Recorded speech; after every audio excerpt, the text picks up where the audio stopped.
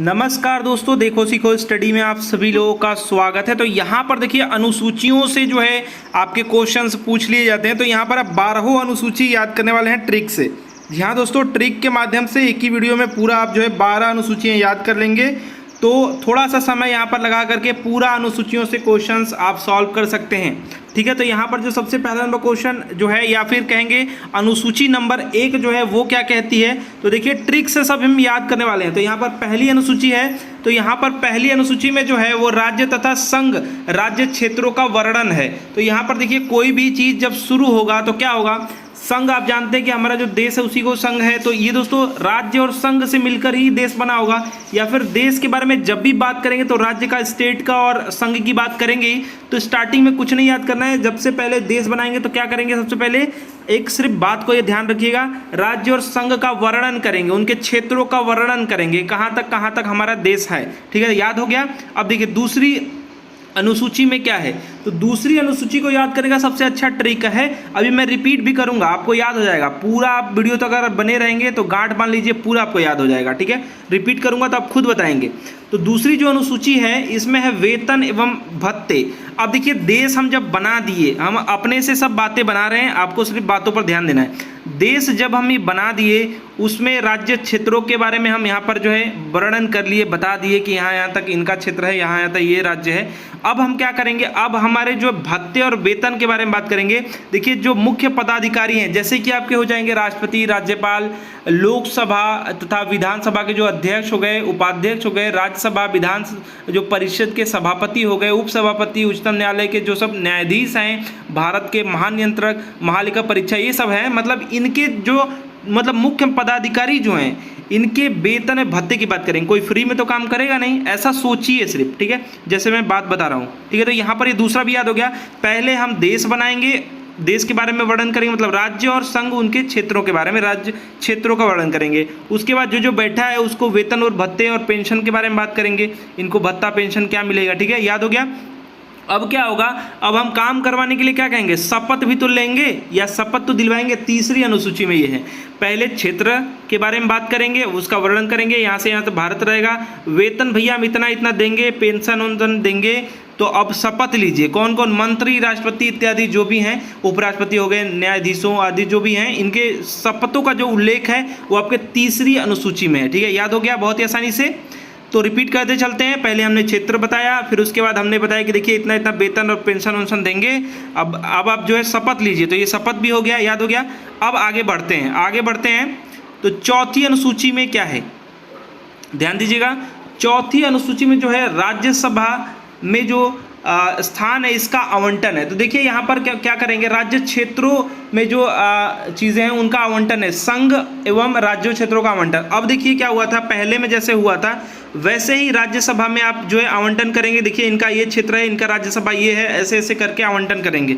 ठीक है, सेम वही प्रोसीजर चल रहा है जैसे कि आपको देश बनाने के लिए दे दिया गया वैसा। ठीक है, ऐसा सिर्फ बातों को ध्यान रखिए, याद करवाने के लिए ये सब हो रहा है। पांचवें में क्या है, तो देखिए पांचवें जो अनुसूचित क्षेत्र है जनजाति, इनका जो प्रशासन करना है और नियंत्रण करना है। ठीक है, तो पांच देखिए, पांच को याद रखिए अपने उंगलियों से।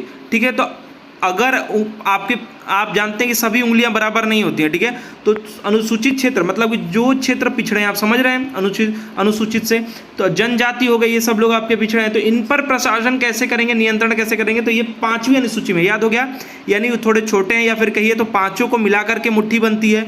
तो हमको क्या करना होगा, जो अनुसूचित क्षेत्र है उन पर भी हमको ध्यान देना होगा। तो उस प्रकार से आप याद कर सकते हैं कि पांचवी अनुसूची में जो है आपके अनुसूचित क्षेत्र और जनजाति प्रशासन नियंत्रण यहाँ पर है। ठीक है, चलिए याद हो गया। छठवीं अनुसूची में क्या है, तो जब हम अनुसूचित क्षेत्र जनजाति की बात करेंगे उसी प्रकार से आगे हम जो है असम, मेघालय, त्रिपुरा, मिजोरम की जनजाति के बारे में बात करेंगे। जस्ट उसी के बाद है, तो आप इसको याद कर सकते हैं। ठीक है, अब आगे सातवीं अनुसूची। कई बार ये क्वेश्चन आ चुका है, सातवीं अनुसूची से बहुत क्वेश्चन आता है।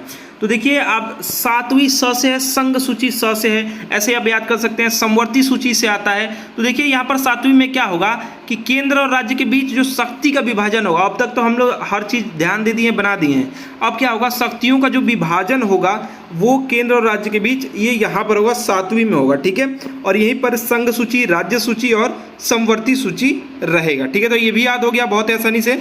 अब 8वें में क्या होगा, तो देखिए 8 जैसे लिखा जाता है ना, इस पर ध्यान दीजिएगा, 8 जैसे लिखा जाता है वैसे ही भाषा में, देखिए भाषा में जो श बनता है उसको अगर हम इस तरह काट दें, देखिए श जो है कुछ इस प्रकार का भाषा में है, इसको हम सिर्फ इस प्रकार का काट दिए हैं और इसको हम अब 8 बना दे रहे हैं। तो आप इससे कोरिलेट कर लीजिएगा, जो एक तरह का जो ये है भाषा, तो 22 भाषाओं का उल्लेख है, यानी 8वीं अनुसूची में जो उल्लेख है वो भाषा का है, ठीक है। 22 भाषाओं का उल्लेख है, याद रखिएगा।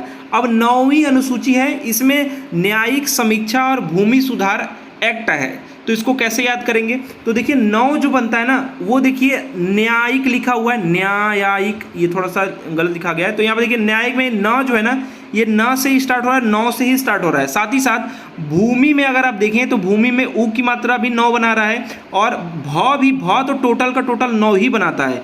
भूमि को देखेंगे तो अब भ जो है टोटल का टोटल 9 बनाता है, तो 9वीं अनुसूची में ये है, ठीक है।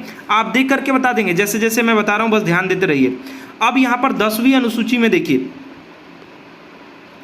10वीं अनुसूची में क्या है, ध्यान दीजिएगा, 10वीं अनुसूची में है आपका दल बदल प्रावधान और उल्लेख है। तो ध्यान दीजिएगा 10वीं अनुसूची में दल बदल, तो 10 से 10 होता है और दल बदल भी 10 से ही है, तो आप ऐसे याद कर सकते हैं कि दल बदल जो संबंधी प्रावधान है उसका उल्लेख जो है 10वीं अनुसूची में है, याद हो गया। अब यहाँ पर 11वीं अनुसूची में क्या हुआ है, तो एक और एक लोग जब मिलते हैं ना तो बात करते हैं बहुत ज़्यादा, पंचायत करने लगते हैं, तो वही है पंचायती राज अधिनियम का वर्णन जो है आपका है 11वीं अनुसूची में। जैसे गांव में एक और एक लोग मिलते हैं तो क्या करने लगते हैं, पंचायत करने लगते हैं, बात करने लगते हैं इधर उधर का, तो याद हो गया 11वीं अनुसूची, यानी एक एक लोग मिले हैं, ठीक है। तो पंचायती राज अधिनियम का वर्णन जो है 11वीं अनुसूची में है। और लास्ट जो है 12 है, तो लास्ट में क्या होता है, लास्ट में हम सबको बाहर निकाल देते हैं, हटाओ हटाओ साफ सफाई करो, तो वैसे आप जो है नगर पालिका शक्ति प्राधिकरण और उनके दायित्वों को समझ सकते हैं, उत्तरदायित्व को समझ सकते हैं, ठीक है। तो लास्ट में क्या होता है, झाड़ू बहारू या बाहर भगाइए, ऐसे करके आप याद कर सकते हैं। तो इससे नगर पालिका को आप जानते हैं सफाई के लिए नगर पालिका को ही समझा जाता है या फिर और भी डेवलपमेंट के लिए, तो यहाँ पर आप जो उनकी शक्ति प्राधिकार और उत्तरदायित्व को याद कर सकते हैं। अब आप अपने से देखिए जल्दी से, कैसे आप एक बार रिपीट कर लीजिए। तो देखिए सबसे पहले हमने क्या किया था कि हमने एक देश बनाया था और उसके राज्य क्षेत्र के बारे में वर्णन किया था, संघ के बारे में। उसके बाद हम वेतन देंगे इन मुख्य पदाधिकारियों को कि अब उसके बाद उनसे शपथ दिलवाएंगे। फिर उसके बाद चौथे में क्या किया था हमने, राज्यसभा स्थानों का मतलब इनका ये स्थान होगा, इनका ये स्थान होगा, इनका आवंटन किया था। 5वें में हमने क्या किया था, 5 उंगलियां बराबर नहीं होती, यानी कि कोई छोटा रहेगा, अनुसूचित क्षेत्र रहेगा, जनजाति रहेगा, इनका प्रशासन कैसे करना है, नियंत्रण कैसे करना है वो देखेंगे। 6वीं में आप जानते हैं इसी के बाद जस्ट है, तो असम, मेघालय, त्रिपुरा और मिजोरम के जनजाति और जो है उनका प्रशासन और नियंत्रण देखेंगे। साथ ही साथ 7वीं अनुसूची में जैसे कि आप जानते हैं कि अब यहाँ पर हर चीज़ तैयार हो चुका है, तब यहाँ पर उनके शक्तियों का जो है विभाजन करेंगे केंद्र और राज्य का, ठीक है। तो यहाँ पर संघ सूची, राज्य सूची और समवर्ती सूची इसी में है, तो बहुत ही इंपॉर्टेंट है, थोड़ा सा रट लीजिएगा। 8वीं में आप जानते हैं 8 को मैंने कुछ इस प्रकार से आपको दिखाया था, भाषा को कोरिलेट कर लीजिएगा, 100 को 8 से कोरिलेट कर लीजिएगा। 22 भाषाओं का उल्लेख है 8वीं अनुसूची में। 9 को मैंने आपको न्यायिक से भी कोरिलेट करने के लिए कहा था, और भूमि में भ जो है एकदम 9 की तरह ही बना होता है, ऊ की मात्रा भी देखेंगे तो ऐसा ही है, तो इसको कोरिलेट कर लीजिएगा। 9वीं अनुसूची में ये है। अब अगर आप देख लेंगे एक बार तो आप बता देंगे 10वीं अनुसूची, यानी 10 से 10 होता है, दल बदल का जो प्रावधान है उल्लेख जो है ये आपका जो है 10वीं अनुसूची में है। 11वीं एक और एक लोग मिलते हैं तो क्या करते हैं, पंचायत करने लगते हैं, तो यहाँ पर पंचायती राज अधिनियम का वर्णन जो है 11वीं अनुसूची में है।